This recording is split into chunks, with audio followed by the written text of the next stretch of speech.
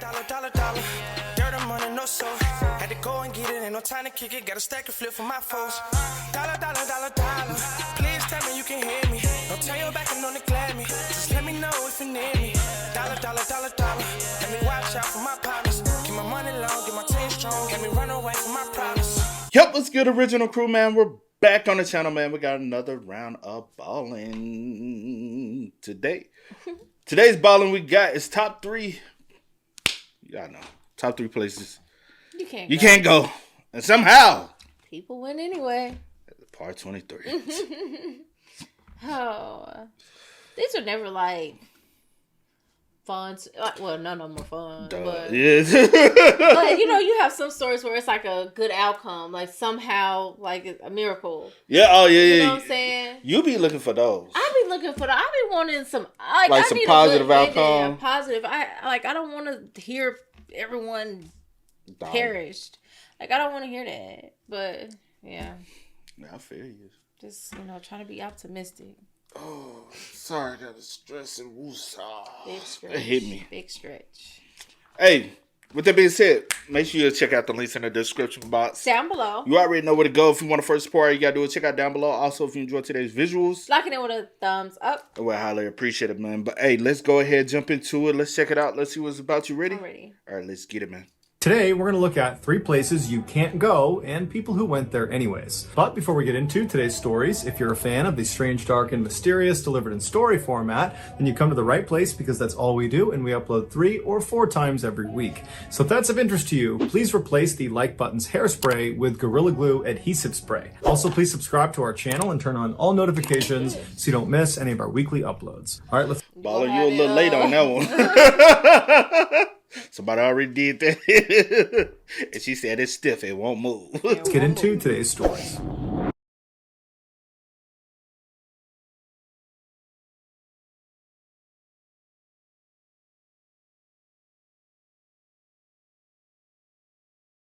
On February 24th, 2019, a woman arrived at a ceramics factory in Hubei province in China. She walked through the front door into the main office where she saw a desk attendant. She informed them she was a quality control inspector and she was there that day to inspect their vehicles. The attendant was accustomed to their company being periodically inspected, and so she asked the woman if she needed any help, and the woman said, "Nope, I'm just going to roam around your building, check what I need to check, and then I'll be out of here." And so the attendant told her that was totally fine, and if she needed anything, just come back and she would help her. And so the inspector thanked her and then turned around and went out the front door and checked the vehicles in the front lot of the ceramics factory. And then after she was done, she went back into the main office. She walked past the attendant and out the back door into the very active yard where all day long these huge bulldozers would move around thousands of pounds of sand. And so the inspector walked out that back door and she scanned the yard and she saw there were 2 bulldozers doing just that, moving all around. And then off to the left side, there was a dump truck that seemed to be stationary. And so very confidently, she just walked right into the yard and made her way over to that dump truck. And then when she got there, she flagged the driver down and said she was an inspector and that she was going to check the vehicle out. And so the driver helped her by turning on and off signals and moving back and forth. And then at some point, the inspector needed the dump truck driver to back up a significant distance. She needed to watch him do that. And so she, the inspector, backed away from the dump truck until she was in the middle of the yard, standing right in front of this parked bulldozer. What happens next is all caught on video. And so as she's standing there and she's watching the dump truck back up right in front of her, the bulldozer driver right behind her turns on the machine and immediately lurches forward. Now, the driver of this bulldozer did not see the woman, and she was in his blind spot right in front of the bucket of his bulldozer. And he was not aware there was somebody on foot walking around the yard. It's an extremely dangerous place to be on foot.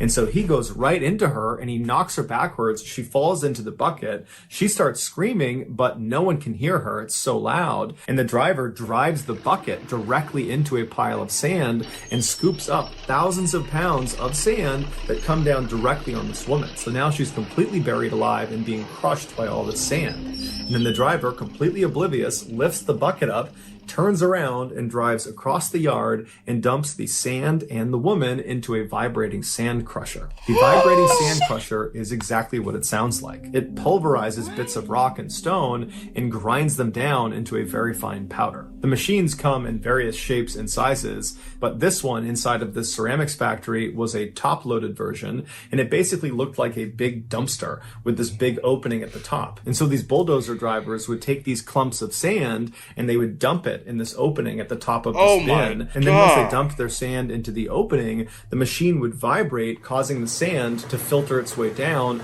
towards the bottom of the machine, where there were these big, vicious metal claws that constantly smashed together and would just completely obliterate anything that passed through them. In the video, when the driver dumps his bucket load into the sand crusher, you can actually see the woman falling in, but then she immediately jumps into action and begins trying to pull herself up and out of this pile. And at some point, she gets most of her upper body out, and she waves, and she gets the attention of the driver who's just dumped her into the sand crusher. And the driver, he stops right away. You can see the vehicle lurch to a stop. He leaps out and he starts running over to the sand crusher. But as he's running over, this woman who's waving and waving, at some point her leg or some other part of her gets grabbed by those jaws at the bottom of the machine, and she's pulled slowly down into the sand crusher and disappears under the sand. When this happens, the driver is frantic and he's screaming for other people in the factory to come over and help. And at some point, the others inside, they realize there's an emergency and they all run over. But when they realize what's happened, that someone has fallen into the sand crusher, they all just stop and stand there because they know there's nothing they can do. The woman was gone. You talking about? Oh my! I'm thinking like there's no other worse way. Every fucking time, there's another worse way possible to go. Who the fucking? And like he said, it crushes you up to sand pieces. To nothing. That is so freaking devastating. You just here, I'm just here doing, quality control, doing my job. That's painful. Doing my job, and that's a painful way to go out because you feeling it. And you feel it the whole time, bro. Because she went legs first. Ooh. I'm not trying to think about it. I'm such a visual person, so I'm like visualizing everything. I already visualized. When he was talking, I was visualizing it. That's why I was just like, I don't need to hear it. I don't need to repeat. I've had enough. Bruh. Yeah. Oh, damn. RP to her, bro. Yeah, we didn't. That's one of the worst. I mean, absolutely. I never thought of some shit like that. Cause I be watching the crushing videos. You done seen me watch on Facebook the little short videos with crushing, but that's worse.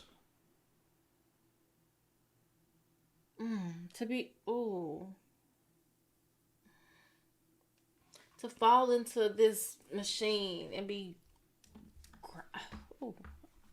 I don't even want to repeat it because I'm just like visualizing it. I just can't. I can't. The torture, bro. Yes. That's torture. That's all it is torture. That's devastating. And how fast is it? Like, because if it's like, how like some machines rotate a little slower. Yeah. And then now this is different because this is a body going between. Because you tell me like, that. You tell me that. You tell me a body. This or like a garbage compressor. Give me the garbage compressor. At least, and I'm dead. That's slow. None of it. I don't want none of it. I'm saying you tell me the two. Because like every time we take trash to the garbage compressor, I always think about. I always do this. Because I'd be damn if I actually drop something in it. I have to go up in there. And somebody end up coming and shutting their door and not knowing. I'll be like, that thing gonna be in there. Ain't no material thing that important. Yeah, it's just got to be in there. That's why I called you the other day. I was like, I was supposed to throw this out, right? I should have said no. He can't be. I would have been like, well, shit, sorry, it's go, bro. Ain't no way in hell for the. No. Yeah. No. In June of 2015, 45-year-old James Young landed his dream job. For the last several. How old was he? June 2015. I know his name is James. I probably made that up. In June of 2015, 45-year-old James Young landed his dream job. For the last several years, James had been a 5th grade teacher in East Canton, Ohio, teaching special education. And while he loved his job and he loved the kids he worked with, he had always had his eye on becoming a guidance counselor for high school students. In 1988, James had actually graduated from East Canton, Ohio High School, and ever since his graduation, he had wanted to come back to the school and help the next generation of East Canton students prepare for their lives as adults. And a guidance counselor was designed to do just that. James had applied for the job before, but every time he applied, they would tell him that while he was qualified, there just wasn't a spot open for him. However, at the end of that school year, he was told a guidance counselor spot had opened up at the high school and the job was his if he wanted it. And so, of course, James said, yes, I'll take the job. And immediately he told his mother about this amazing news. And his mother, who lived only a block away from him in East Canton, Ohio, would say that her son was so ecstatic about the job that normally when summer break was coming up, he would really look forward to that time off from school. But now that he had this new job to look forward to, he was already anxious for the summer to be over. James was a single man, but he was not lonely. He had a number of very close, lifelong friends that he would spend virtually all of his off time with.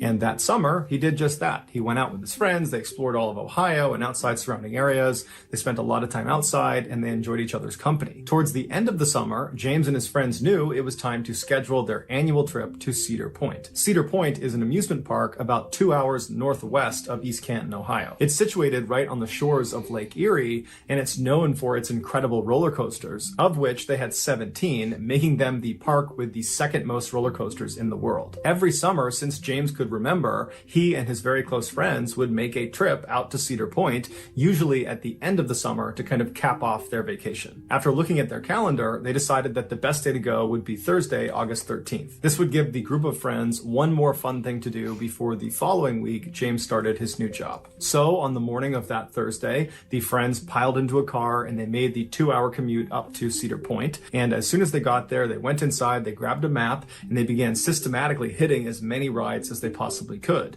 And so by 4:30 p.m., they were totally exhausted. They'd been on virtually every ride.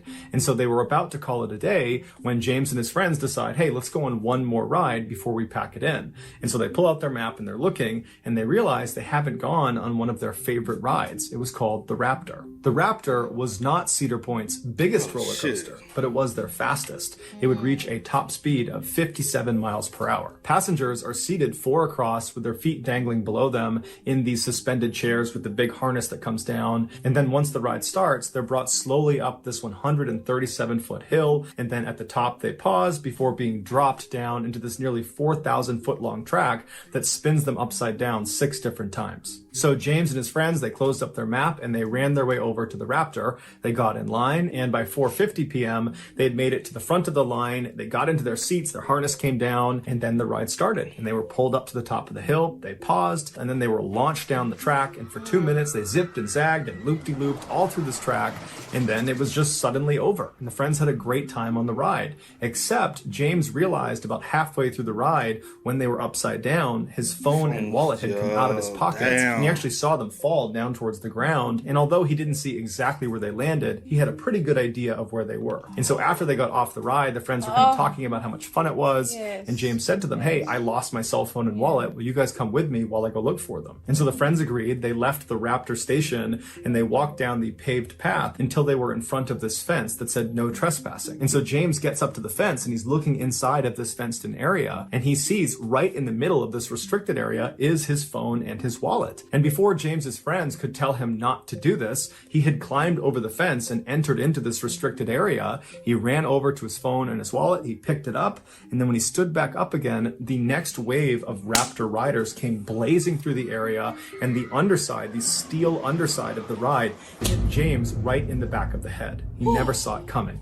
It threw him forward, he landed on his face, and immediately the park officials saw this happen. They stopped the ride, but the riders on board the Raptor, they didn't know what was going on, and so they're stopped on the ride. They're looking down and they hear people screaming, and they look down and they see there's this man, James, lying face down on the ground with blood pooling around his head. The fence James had climbed over was there specifically to keep visitors from getting too close to this one low point in the Raptor ride where the ride can come through and it can hit you. And so medical workers, they rush over, they hop over the fence, they get to James, but it was too late. He was pronounced dead at the scene. That day, Cedar Park was put under investigation investigation for James's death, but after reviewing the footage and talking to witnesses, the investigation was closed and they determined that the park was not at fault. James, despite being a very intelligent and sensible man, had a brief lapse in judgment, and it unfortunately cost him his life. Today, Cedar Park is still open for business and the Raptor ride is still operational.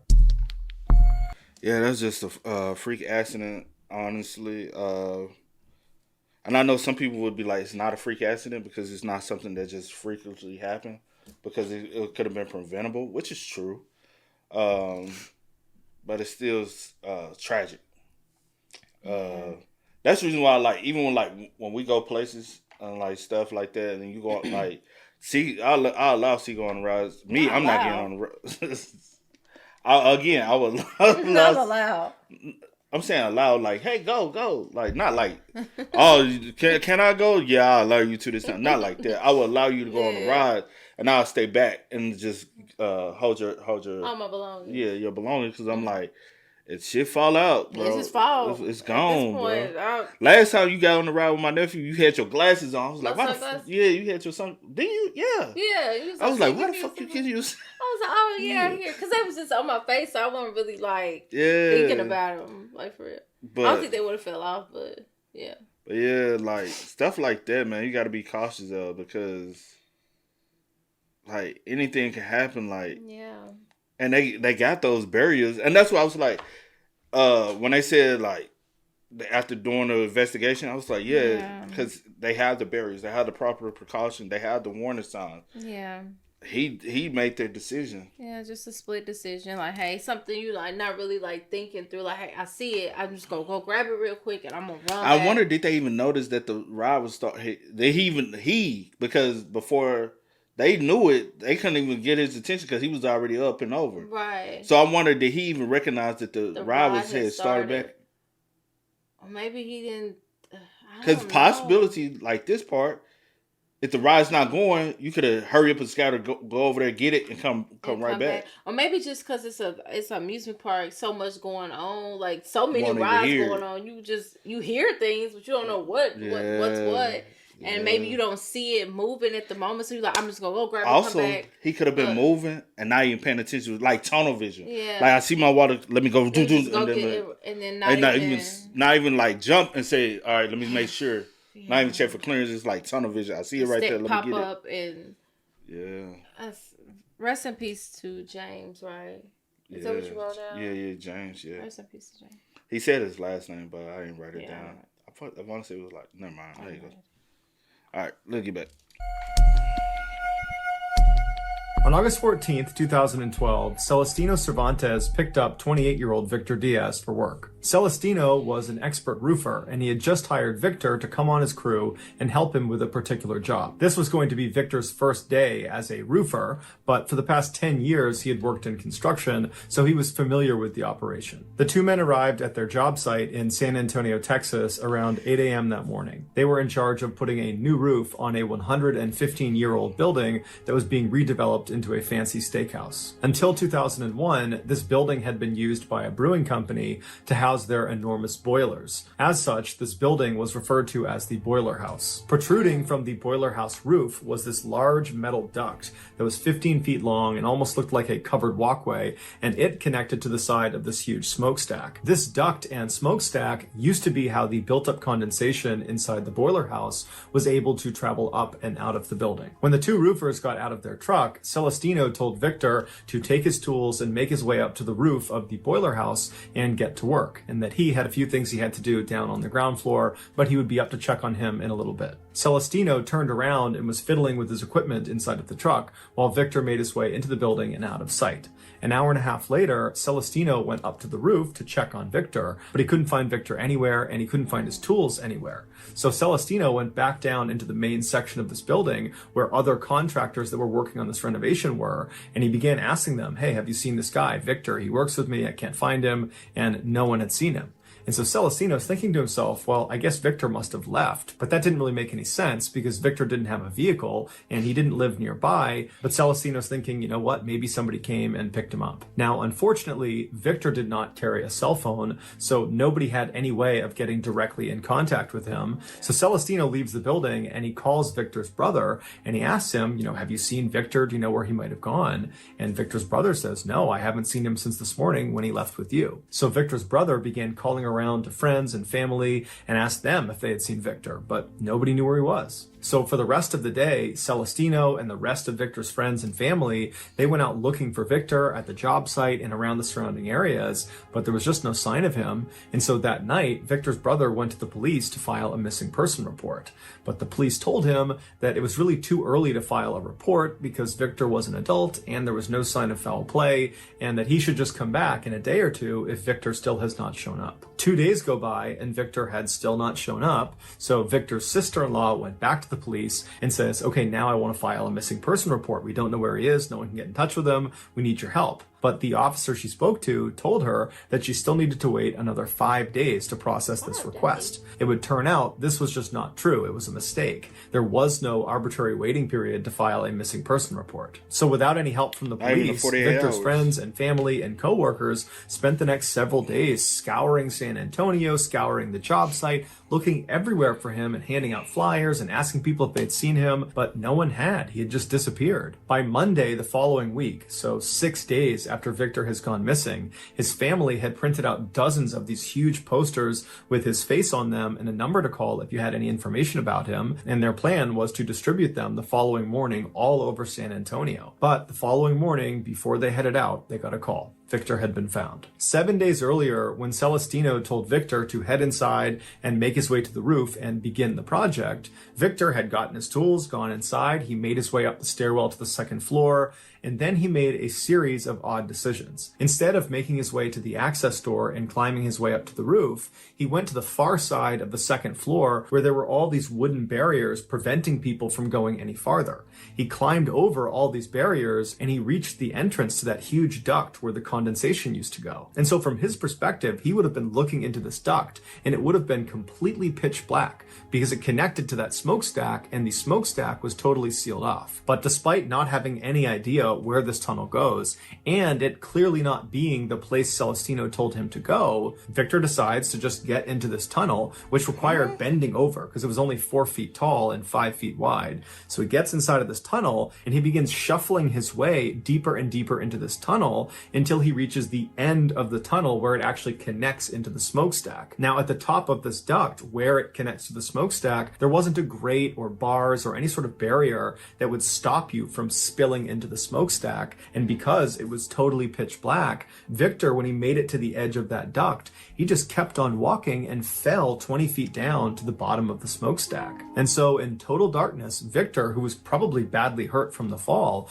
began feeling around the inside of the chimney looking for a way out. And he eventually found a hatch that was big enough for him to fit through, but when he felt up against it, he realized it was locked from the outside and it wouldn't even budge. He couldn't even get light to come in through a crack. It was totally sealed off. And that was the only way out of the smokestack unless he could get back up to the duct, but there was no way to do that. He most likely began screaming for help, but he was encased in thick brick, and so his sound wouldn't have traveled. It would have been completely muffled. Plus, the smokestack was fairly far away from the job site, which was very noisy as it is, and so there was just no way they could have heard him.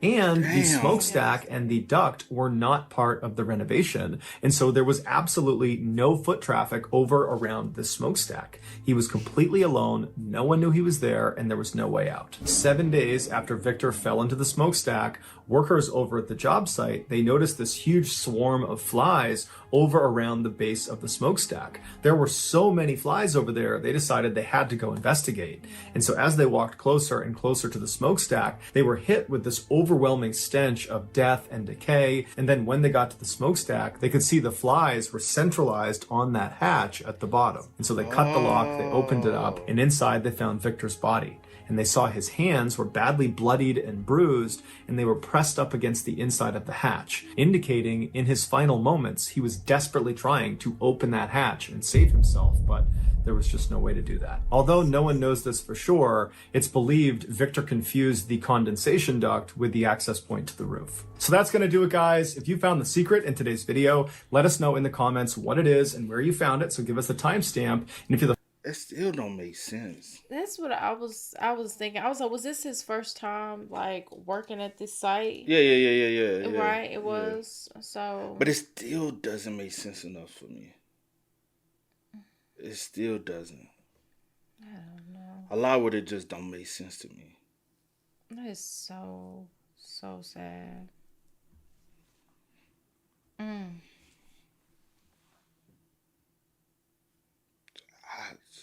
He was like, what? Just mind blown. Yeah. How something like that can happen. It really don't add up at all for me. Confused. Yeah, I get you. I don't know. I just R.I.P. though. Yeah, R.I.P. For sure, man. Hey, man, y'all spam us up in the comments. Y'all let us know y'all thoughts about it for us in the comment section down below. But until next time, y'all know how it go, man. I do go over the name DJ New Kid. This is Cee Reacts To. We are. Kid and C. We are. Go and get it, ain't no time to kick it. Got a stack of flip for my foes. Dollar, dollar, dollar, dollar.